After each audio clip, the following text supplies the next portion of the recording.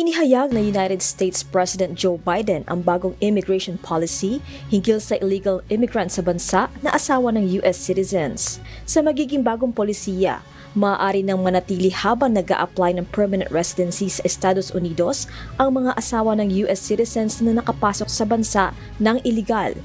Tinatayang nasa 500,000 ang bilang ng mga asawa ng US citizens na walang legal status habang nasa 50,000 naman ang bilang ng mga kabataan na may edad 21 pababa na anak ng US citizens ang maaaring makinabang sa bagong polisiya na ito. Sa kasalukuyan, maaari lamang mag-apply ng permanent residence at kalaunan ay citizenship habang nananatili sa US ang mga asawa ng mga mamamayan na pumasok ng bansa sa legal na paraan.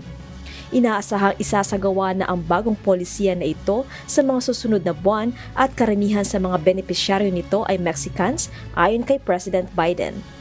Jenny Rico, humahataw sa balita ngayon.